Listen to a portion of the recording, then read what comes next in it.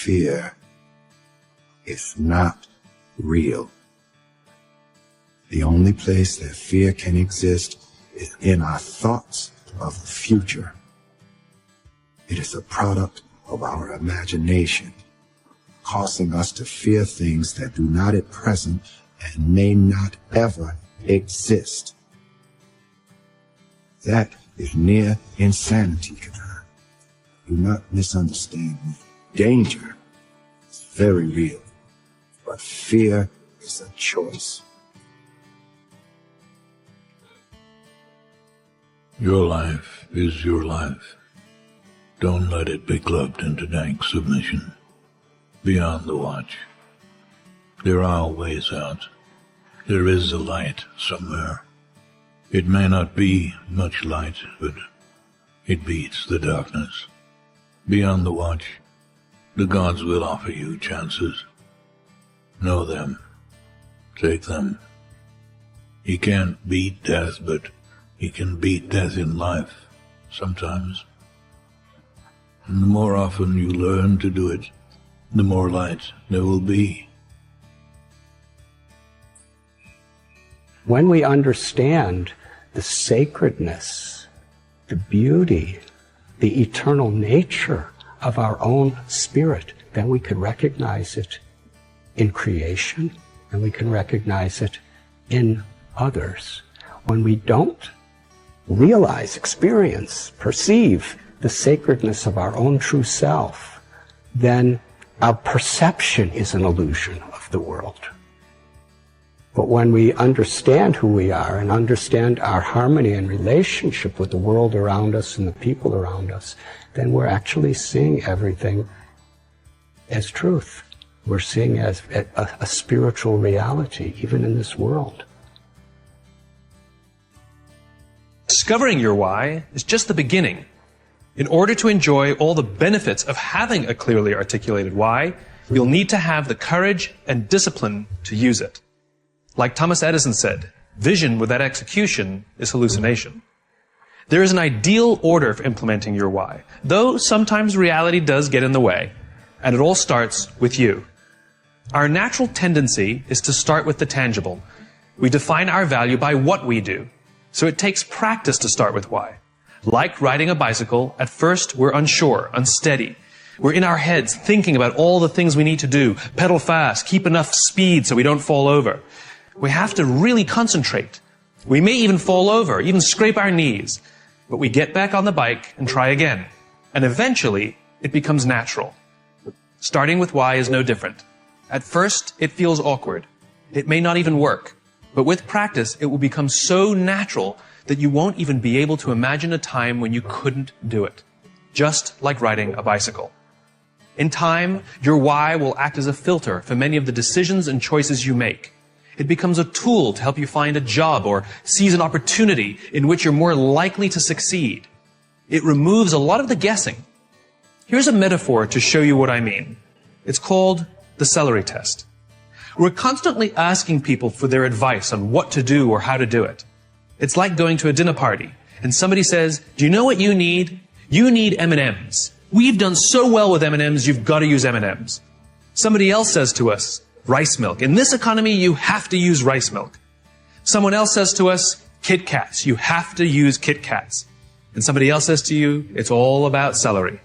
We go to the supermarket with all this good advice from all these smart people with brilliant case studies, and we buy everything. We buy Kit Kats and M&Ms, celery and rice milk. There's a lot of time we spend at the supermarket and a lot of money we spend at the supermarket. And when we get to the checkout lane, we're standing there with all these products in our hands, and no one can see what we believe, because we bought everything. But let's imagine we know our why. Let's imagine our why is to always be healthy and only do things that protect the health of our bodies. Now which products do we buy? Given all the same advice from all the same smart people, this time we only buy celery and we only buy rice milk. They're the only two that make sense. We spend less time and less money at the supermarket. And when we're standing there in line with only celery and only rice milk, now people can see what we believe. Somebody walking past can say, "Hey, I can see that you're healthy, so am I." You just attracted an opportunity or a referral or a friend simply by saying and doing the things that you believe. And the best part, is it's scalable. As soon as I said the why, you knew exactly which products we were going to buy. This means the more you can articulate your why, the more others will know what you stand for and will be able to help you make the right decisions. From now on, you will work to ensure everything you do is a good fit. If you do too many things that aren't a good fit, you'll feel uncomfortable and people will feel that you're being inauthentic. On the other hand, when you start with why, your ability to stand out, find support, and work to all your natural strengths will flourish. With practice, you will learn to trust your why. You will eventually start to see your job and the things you do as ways to breathe life into your cause. And the better you get at it, the more you will feel that your life and everything you do has purpose. The best way to implement your why is to work at it slowly. You don't have to do all the tips we suggest. What is important is that you pick up to 3 and commit to practicing and using them now. Dopamine is the feeling that you found something you're looking for, or that you accomplished something you set out to accomplish. So you know that feeling you get when you cross something off your to-do list? That's dopamine. It feels awesome. You know when you have a goal to hit and you achieve that goal, you're like, yes! You feel like you've won something, right? That's dopamine. The whole purpose of dopamine is to make sure that we get stuff done, right? The historical reason for dopamine, we would never eat if we only waited until we got hungry, because there's no guarantee that we would find food. So dopamine exists to help us go looking for food. We get dopamine when we eat, which is one of the reasons we like eating. And so when you see something that reminds you of something that feels good, we want to do the behavior that helps us get that feeling, right? So let's say you're out there going for a walk and you see an apple tree in the distance. You get a small hit of dopamine. And then what it does is it focuses us on our goals. And now we start walking towards the apple tree. And as the apple tree starts to get a little bigger, we feel like we're making progress. You get another little shot of dopamine, and another little shot of dopamine, until you get to the tree and you're like, yes! Okay? This is why we're told you must write down your goals. Your goals must be tangible. There's a biological reason for that. We're very, very visually oriented animals. You have to be able to see the goal for it to biologically stay focused. Right? If you don't write down your goals, if you can't see your goals, it's very hard to get motivated, to get inspired. For example, think about corporate visions, right? A corporate vision has to be something we can see, right? That's why it's called a vision. You can see it, right? To be the biggest, most respected, to be the fastest growing are not visions. They're nothing, right? What does that even look like? Respected by whom? Your mother? Yourself? Your friends? Your shareholders? Who knows? What's the metric? Dunno. It's amorphous. Doesn't motivate us. Just like I can't tell you, you will get a bonus if you achieve more. You're going to ask me, how much more?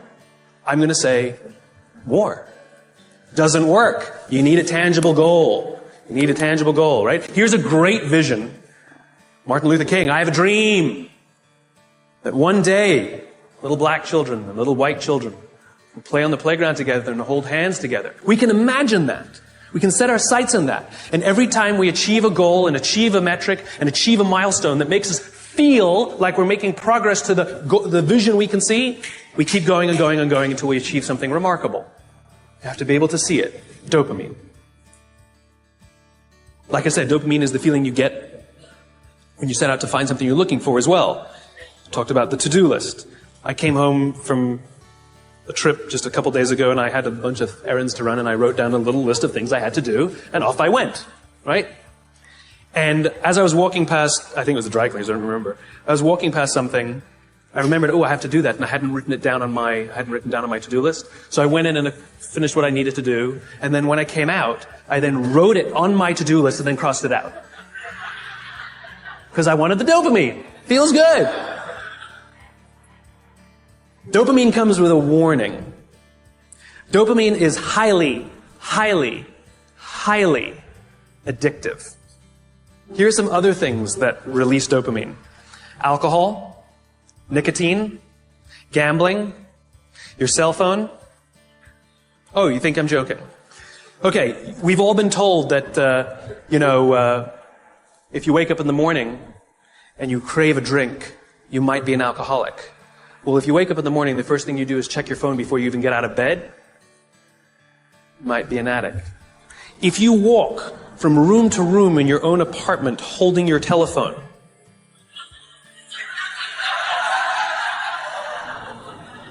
You might be an addict.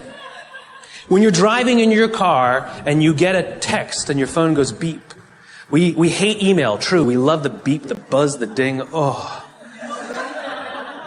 Right? You'll be there in 10 minutes, and yet you have to look at it right now. You might be an addict. And even if you read it and it says, are you free for dinner next Thursday? And you have to reply immediately, you can't wait the 10 minutes. You might be an addict. And for all you Gen Ys out there who like to think that you're better at multitasking because you grew up with the technology, then why do you keep crashing your cars when you're texting? You're not better at multitasking, you're better at getting distracted. In fact, if you look at the statistics, ADD and ADHD have, diagnoses of ADD and ADHD have risen 66% in the past 10 years. Okay, ADD and ADHD is a frontal lobe disorder, right? Are you telling me out of nowhere 66% of our youth has a frontal lobe problem? Where did that come from? No, it's a misdiagnosis, right? What are the symptoms of a dopamine addiction to technology? Distractibility, inability to get things done, easily distracted, you know, shortness of attention. It's all the same thing, so we misdiagnose things. It's the addictive quality of dopamine. We can also get addicted to performance in our companies when all they do is give us numbers to hit, and a bonus you get, and a bonus you get, and a bonus you get. All they're doing is feeding us with dopamine, and we can't help ourselves. All we do is want more. It's no surprise that the banks destroyed the economy, because one of the things we know about dopamine addict is they will do anything to get another hit, sometimes at the sacrifice of their own resources and their relationships. Ask any alcoholic, gambling addict, or drug addict. Ask them how their relationships are doing and if they've squandered any of their resources. It's an addiction. Dopamine is dangerous if it is unbalanced. It is hugely helpful when in a comfortable and balanced system, but when unbalanced, it's dangerous and it's destructive.